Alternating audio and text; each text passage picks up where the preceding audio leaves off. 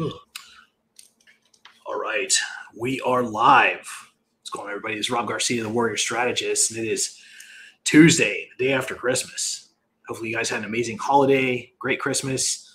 I spent my holiday on my couch like a degenerate, drinking Michelob's like a champion. I don't like to throw the word hero around too often, but once in a while, if it fits, go for it.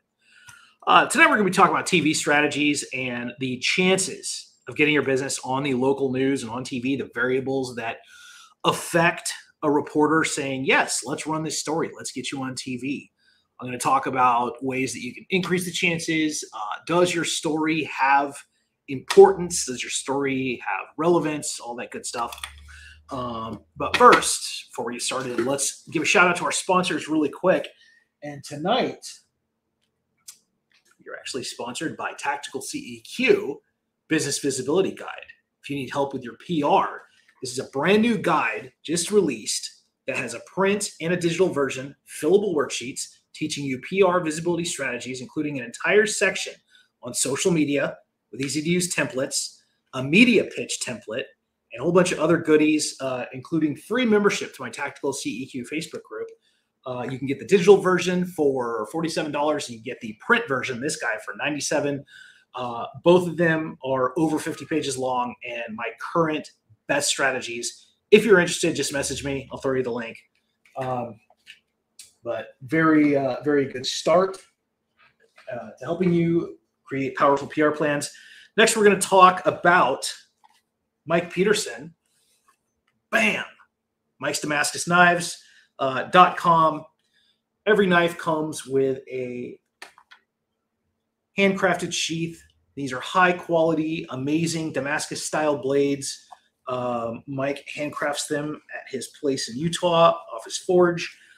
Unbelievable quality. I love these knives. Check them out at mikesdamascusknives.com or Mike's Damascus LLC Facebook business page. All right. So tonight, feel free to say hi if you're in comments.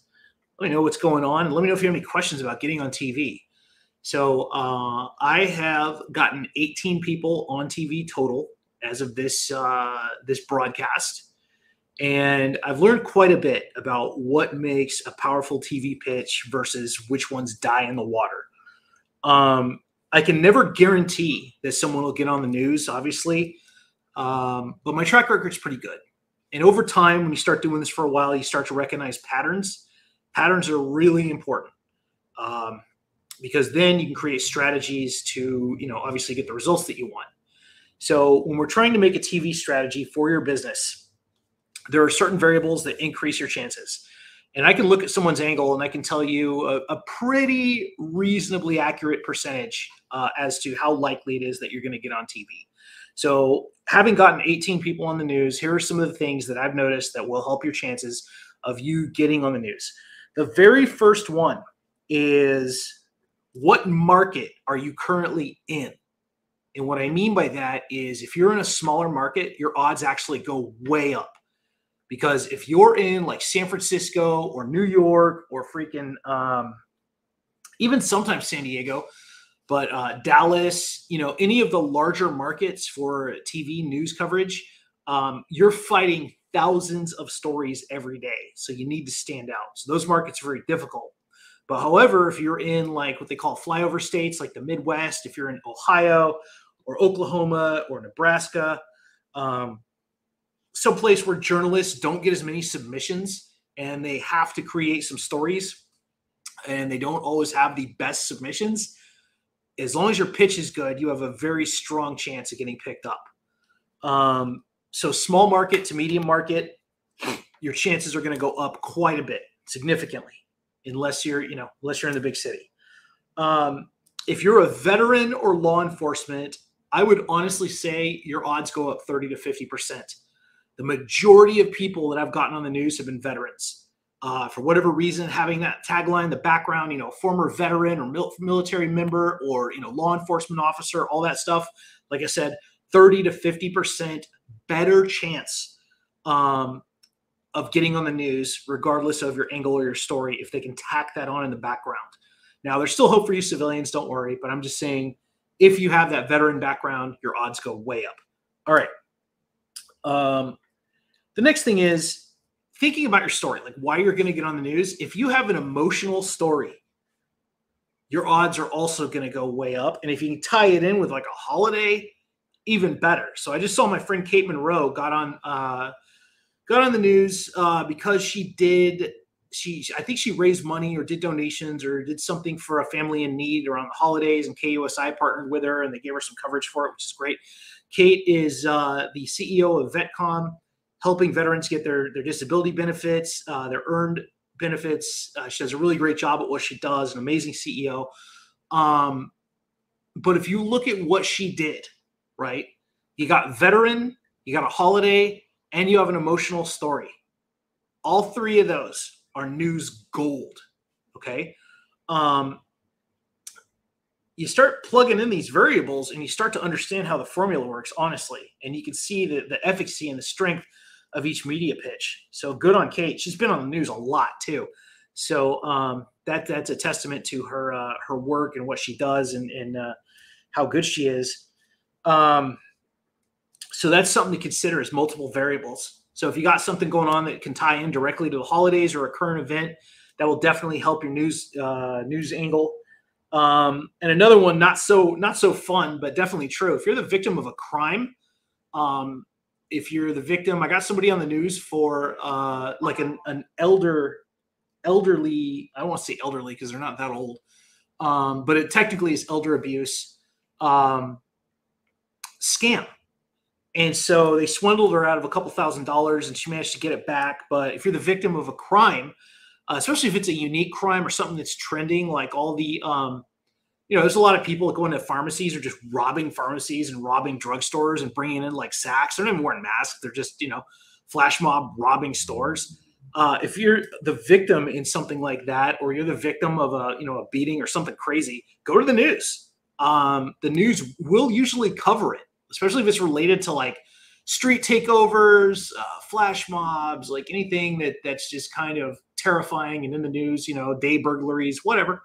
The news will probably cover it. And so just write the pitch, let people know what happened. If you have a police report associated with it, submit it in your pitch, all that good stuff. And if you're a victim of a crime, I truly do sympathize with you. That's terrible. But some people do want to go on the news so they can educate others about what's going on.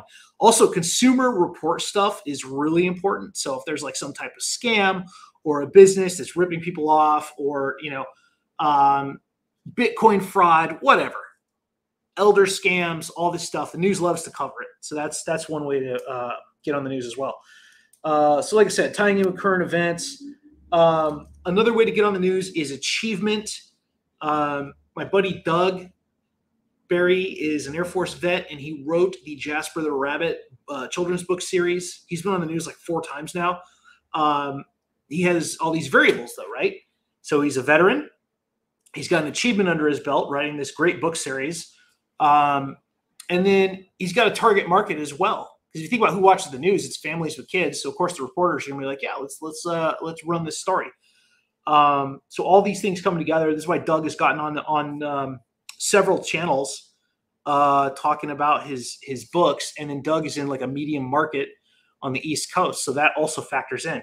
It's almost, getting on the news is almost like a math equation, to be honest. And if I was a little smarter, I would actually have some type of formula where I would plug in variables and it would spit out a number that's the likelihood of someone getting on the news. I could almost do it. I might have to talk to Jared Ledbetter about this, but it's not hard to do. All right. So we talked about achievements, being in a small market. This is also a big one. The first thing a reporter or a journalist does is they're going to look you up and they're going to Google you. It helps if you have what I call past presence, like an existing presence online. Because if they Google you and you don't show up at all, they're not going to like that.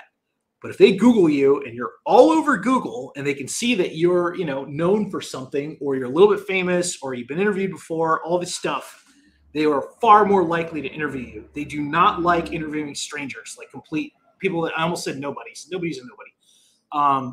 But they don't like people without a strong online presence. They just don't. It looks better reputation-wise if they can find some stuff on you.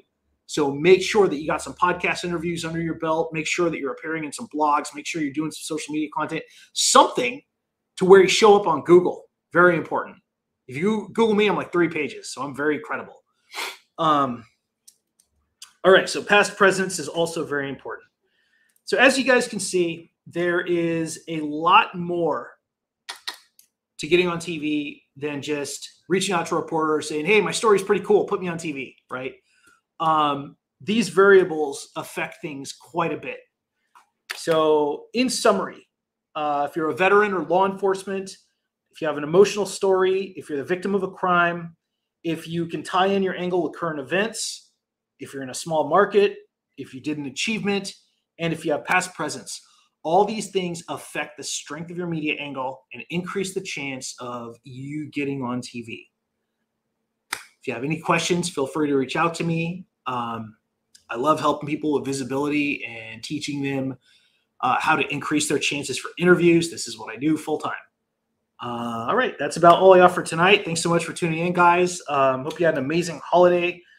I'm going to sign off, probably go to bed soon. It's been a long day. But as always, this is Rob Garcia, the Warrior Strategist, coming at you from lovely San Diego. Stay famous. I'll see you next time.